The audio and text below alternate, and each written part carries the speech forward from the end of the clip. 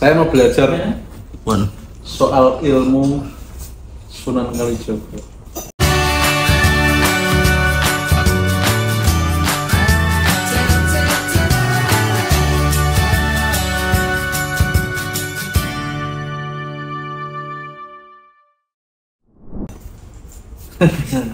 Lagi tertarik loh. Lagi tertarik ilmunya Sunan Kalijaga. Nah, yang gini, mungkin pertanyaan pertama niku, jenengan tertarik dengan ilmunya Sunan Kalijaga itu dari usia berapa, Pak? Mas? Tepatnya mungkin menurut itu biasanya campur orang gitu. Guru itu kan dari kecil itu kan bapak dia bekas orang asal. Ya orang asal. Kebetulan bapak dia diangkat sebagai putra murid seorang minister. Tapi dari nakal dia kenal yang mengangkat almarhum bapak itu sebagai murid, bertemu menemukan titik kesalahan. Mungkin dari sudah istilahnya masih kecil, bilang itu bapak ya.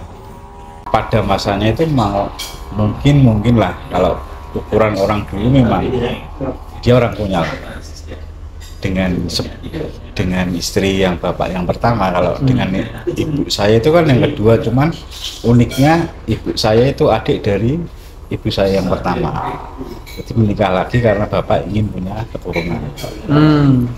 Terus sejarahnya gitu. Jadi terus dari situ setiap malam suro kayak gini mas, itu biasanya kan bapak bersama mungkin teman perduanya dengan bapak angkatnya bapak itu selalu, karena saya masih kecil mungkin secara orang anak kecil itu kan ingatannya tajam, bisa mengingat itu. Jadi bapak kalau bahasanya dulu orang dulu itu sering wejangan dengan gurunya almarhum bapak itu saya selalu dipangku. Itu awal mula, cuman ingatan itu muncul lagi mas. Jadi medal melih ketika saya sekolah itu semacam singklo nate maturnya dejavu itu. Akhirnya saya tertarik dengan proses bapak yang dulu orangnya temperamental menjadi seorang yang tenang, halus, tenang ya. Itu usia berapa tuh dengan pas? Saya itu seingat saya mulai tertarik itu di kelas 5 SD ya. 5 SD. Di kelas 5 SD itu saya termasuk anak yang mungkin kalau sekarang ya anak nakal, jadi sering bolos sekolah, sering itu. Bahkan waktu sekolah ujian itu saya ingat waktu STM mau ujian itu malah saya tinggal bahasa kasar itu minggat ke gunung. Karena saya juga nggak tahu siapa yang menggerakkan, mas. Saya mengikuti naluri gitu. Pertama kali naik gunung itu umur saya justru kelas 6 SD sudah. Kelas 6 SD ya? Diajak bapak. Gunung mana itu?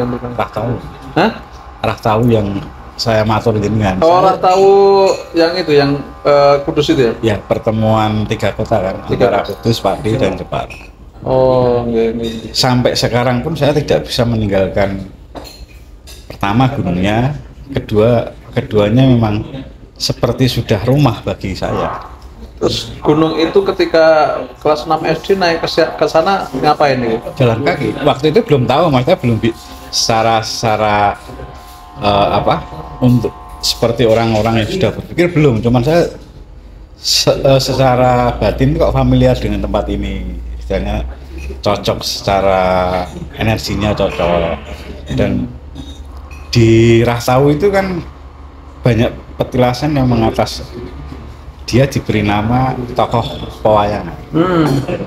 Nah, penasaran saya itu mencari itu, kenapa harus tokoh ini. Setelah saya sekarang menemukan bahwa sebenarnya di Rahtawu itu ya perjalanan hidup manusia di situ.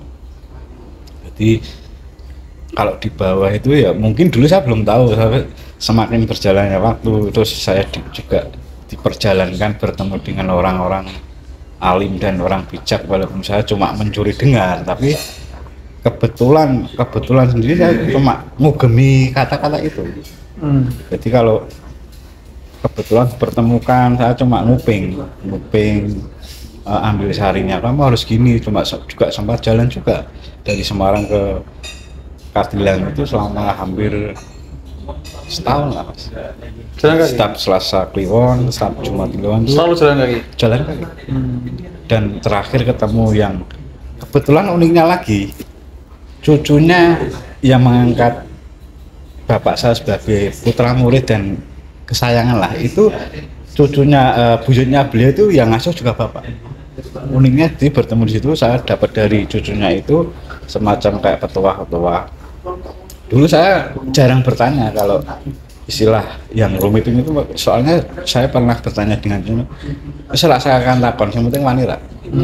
Memang wani melaku, bukan kamu akan menemukan jawaban sendiri. Di perjalanan pasti kamu menemukan entah itu dari siapa.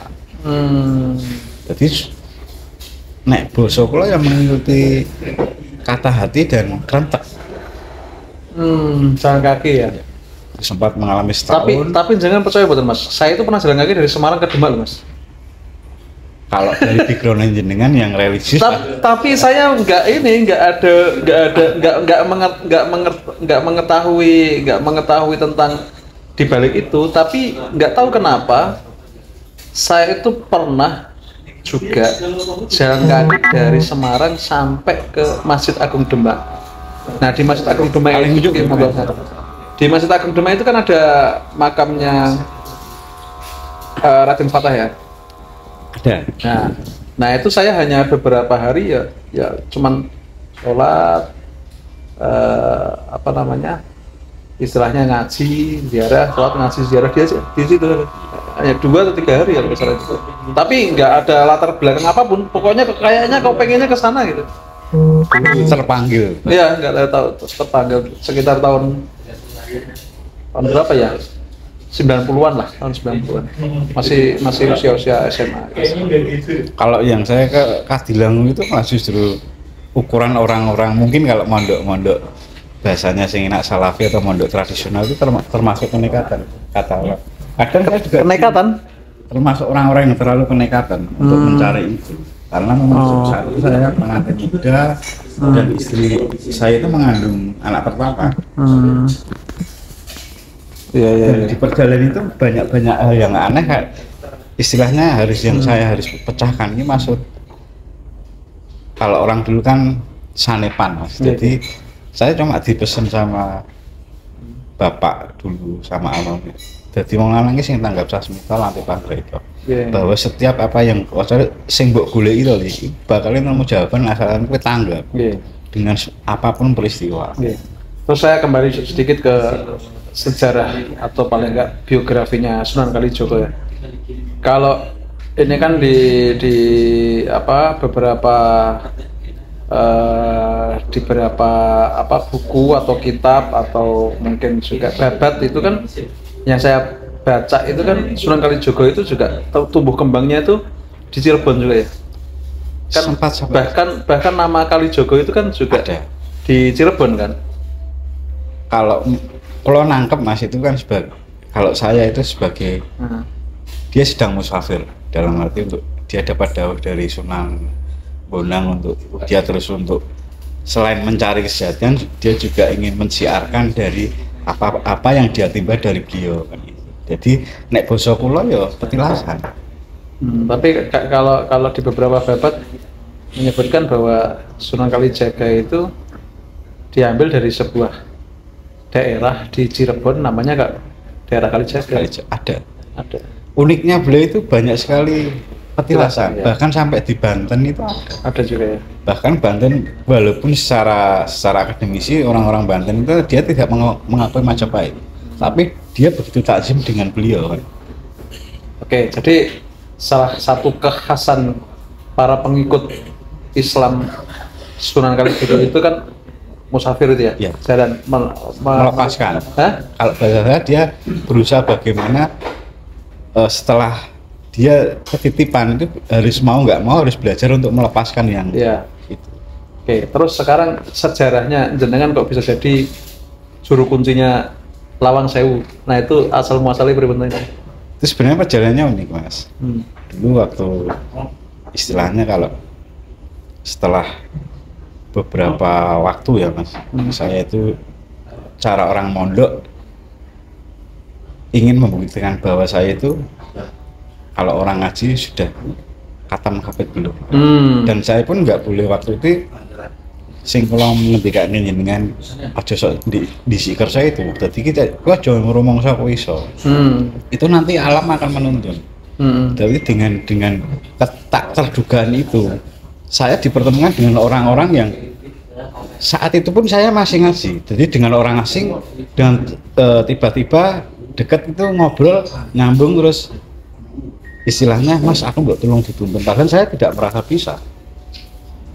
Jadi pertemuannya itu unik, saya ketemu dengan orang pakai kereta api dan kebetulan agak dekat lah mas, terus dia punya manajer lah, dia ingin mungkin karena sering ngobrol ngeten iki dia juga akhirnya kan saya nggak tahu dia ngobrol apa kok tertarik dengan kayak kancamu dijak dolan ini ngopi. Dan itu terus saya diminta untuk waktu itu Lawang Sewu masih Stabari itu kesurupan. Tapi Lawang Sewu waktu itu sudah jadi tempat wisata atau tidak? Belum ya? Jadi masih mau tapi masih banyak istilahnya hal-hal yang tidak diinginkan.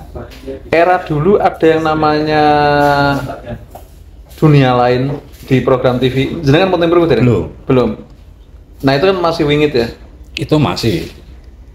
Dan jadi manajer sebelum saudara itu namanya Pak Sabto. Sebelum Pak Sabto itu ya dia kebetulan itu yang nonton juga saya. Dari dia dari pelaksana biasa, istilah saya cuma ngobrol soal tirakat, prihatin, dan kita belajar adab selaras dengan alam lah. Ya. Kita tahu manusia pasti punya salah. Yang penting ini wong dhisik bahasa saya mas. Kalau pernah ngalamin kok ini kan, bahwa kita pernah nakal, pernah itu. Tapi gue satria ora ngakoni mbek awakmu dhewe lah minimal bahwa kamu salah dan gue ingin memperbaiki. Itu pertama. Jadi obrolan itu asik sampai sama. Kalau bahasa saya dia menganggap bahwa berterima kasih dituntun itu hampir lama mas 2 tahun. Jadi dari jatuh bangun sering saya ajak kumpul ke Sendang mana-mana, saya sowan ke ziarah ke para aulia, para wali. Karena bukan untuk mencari itunya enggak, tapi bahwa di setiap makam itu kan kita bisa bercengkarama dengan itu. Mungkin ke Sunan Kudus kita bisa membaca letaknya gini, maksudnya tafsirnya apa loh. Kita harus bagaimana kehidupan gitu. Jadi lama, terus kebetulan dia memang diamanai untuk menjadi manajer masuk Lawang Sewu terus. Pertama masuk saya ingat dia itu masuk Lawang Sewu pertama itu malam Jumat Kliwon. Dan ketika dia parkir sampai mau subuh nggak bisa hidup, padahal itu mobilnya awal. Itulah telepon saya, terus saya datang mengambil beliau, mas aku tolong dibantu ya resik di Lawang Sewu waktu itu katakan. Jadi sampai Stabari dulu saya. Nah, apa yang dilakukan jenengan terhadap Lawang Sewu lah ibaratnya? Apakah jenengan ya sekedar berdoa atau apa tuh sebenarnya? Tentu ini pun sami kados teng mriki Mas. Saya observasi, saya ingin mengenal siapa sih tokoh dulunya. Terus saya diletaknya di mana-mana sih yang dia punya aturan main. Saya juga sama observasi dan kebetulan memang di lingkup Lawang Sewu itu dulunya untuk tempat-tempat yang buat judi lah, buat minum. Dan ada oknum-oknum bahasa saya ya Mas, paranormal yang tanda kutip dia bekerja di situ. Dia mencari uang di situ. Dengan saya juga kaget waktu pertama itu. Setelah itu siangnya ada orang kesurupan dari pagi sampai sore. Dikerjain lah iya, maksudnya dipekerjakan. Jadi saya juga kaget ketika memang sudah banyak yang pegang, kebetulan kok belum sembuh. Akhirnya Pak Sabto telepon, saya datang, istilahnya saya lihat kok caranya dikasar. Saya kan nggak secara naluri, Mas. Kalau belajar nih kok Mas ten gunung dengan rasa. Saya minta minggir, dikasih ruang. Ya enggak, saya bacakan dulu, cuma saya ajak ngomongin. Ngomong secara kebatinan ya. Kebatin maksudnya. akhirnya yang di dalamnya iki bocah mau ki ora pamit mbek wong tuane ora dolan rene. Sakre dengan saya ajak ngomong dengan batin, "Ki pengen apa?" Dia pengen roti warna merah. Saya tanggap, oh berarti dia minta sembahyang. Akhirnya sembuh. Akhirnya yang pemandu dulu kan ada nonton pemandu tuh Mas. Orang tuanya si anak yang kesurupan itu Mas mau ngasih uang saya. Itu taruhnya pinten, saya kaget karena waktu itu kalau terus terang duit wedi Mas. Zaman medun gunung loh. Kalau kali Arto bayar paling wedi. Itulah keistimewaan yang sahid karena memang beliau itu udah dia paripurna Mas lagi. Sampai sekarang kalau berjalannya waktu saya harus akhirnya juga disalahkan beliau leluhur. Kowe keliru, kowe nek niru yang sahid. Yang saya itu di bojone harus selesai. Makanya dia duit ora pate mikir, tapi kowe walaupun kowe ra duit bojo anakmu bumbu ya tuku. Saya itu realistis selesai dari itu hampir lama Mas, 5 tahun baru. Mungkin caranya memang ajeng stres loh. Karena saya sendiri enggak memang kalau yang wedi Mas. Akhirnya duit niku di akhirnya saya cuma jigo sak madya, sementing selamatlah keluarga. Dan ternyata itu setiap orang kesurupan zaman dulu 500. Untuk menyembuhkan dulu ada gitu ya. Salah satunya maaf saya tidak sebut nama, mungkin nanti lihat toh paranormal siapa yang masuk situ. Dan itu nanti urung harus beli ini, beli itu, dulu konsultasi itu. Jadi ada ya daerah-daerah yang kok sering kesurupan justru malah itu ada, yang nyuruh itu ada ini ya, ada maklarnya ya. Ada. Saya juga kaget pertama kalau mboten sampai akhirnya dari yang dulu orangnya berangasan itu pemandu langsung banyak yang berangasan Mas, yang tukang minum, tukang itu akhirnya jadi kayak keluarga sampai sekarang.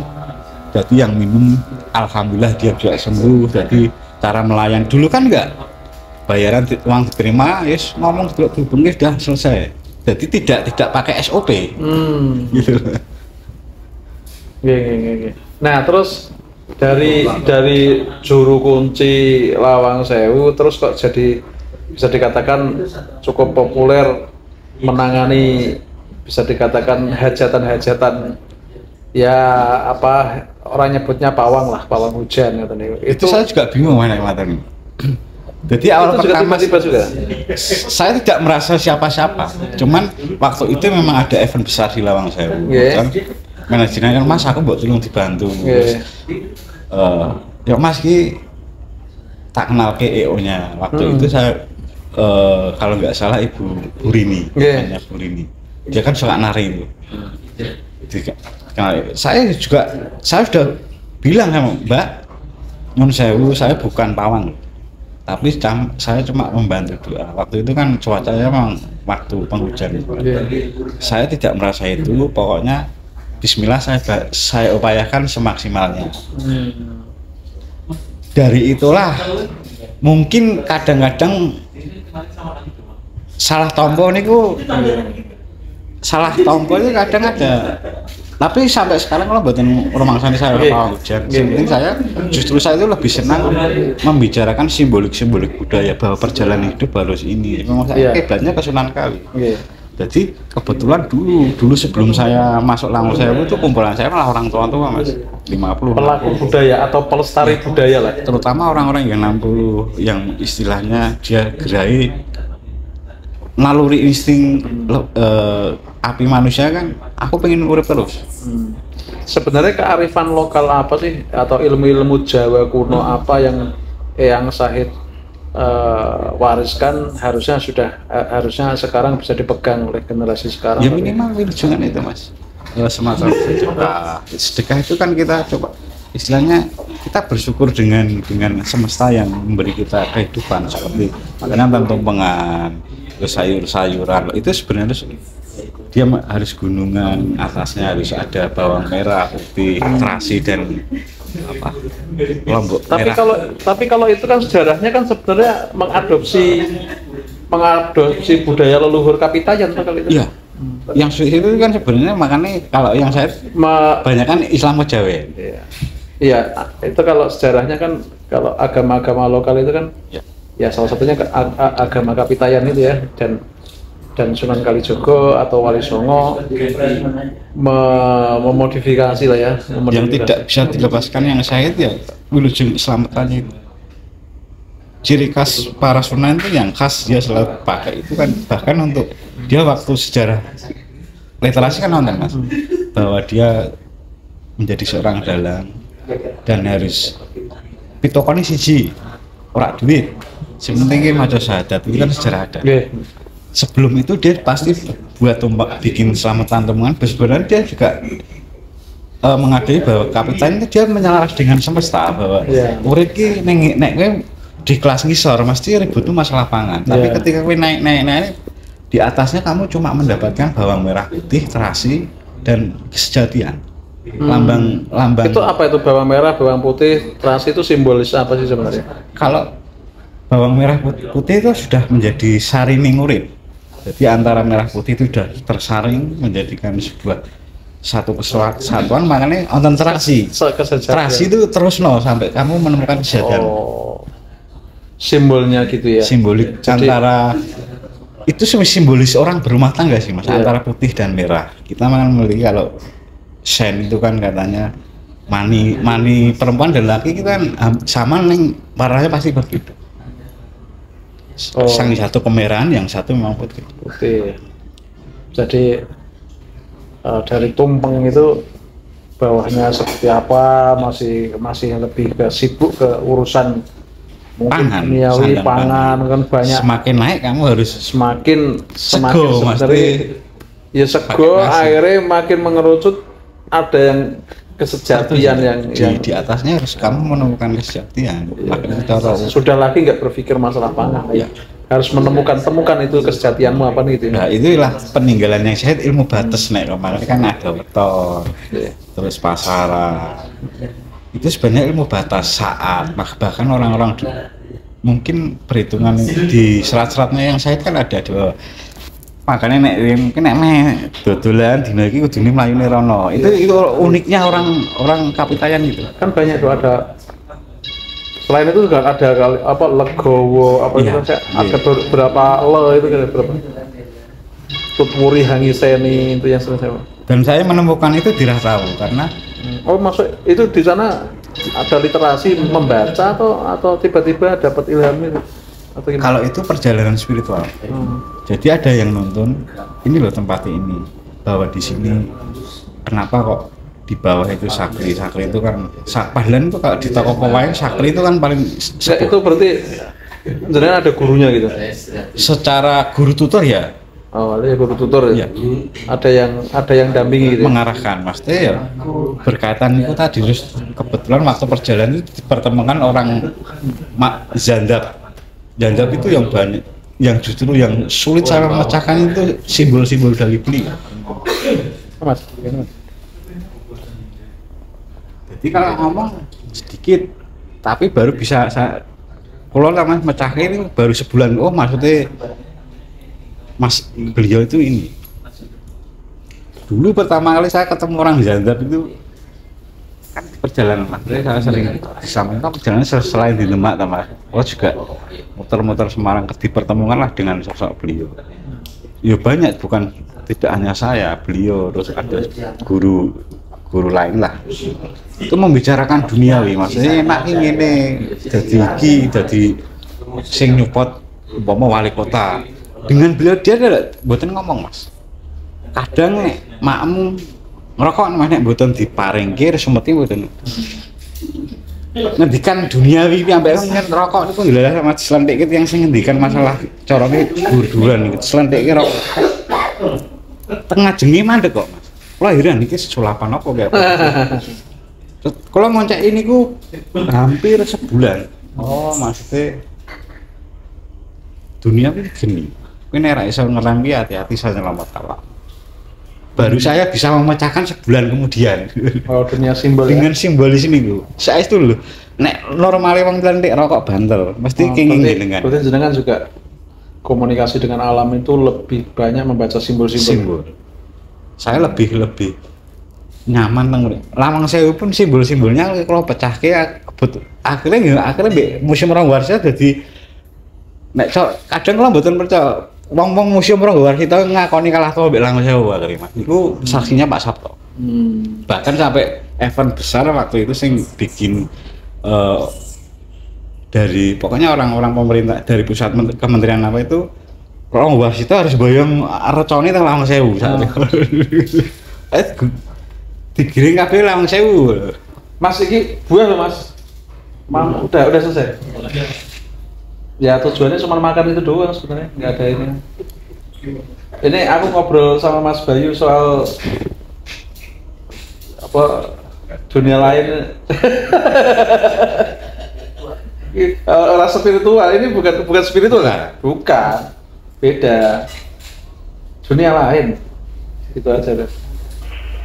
Sampai yang museum mengakui bahwa Simpang 5 Semarang kuno bukan singgiran. Letaknya memang di Langgeng Sewu. Habis Mas? Habisin lah? Hah? Kasih siapa yang biar itu udah doanya udah? Hah? Dikasih temanmu maksudnya? Nah.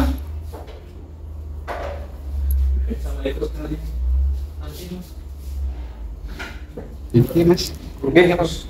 Itu kan ajeng biasa mungkin buatan. Ini ada nggak orang biar ini? Kalau ini nanti biar berarti. Tolangin Mas, ada.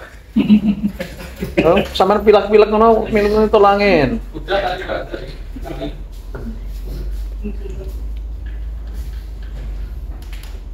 Ya, mundur ya. Ya. Soalnya Mas ya. Nomor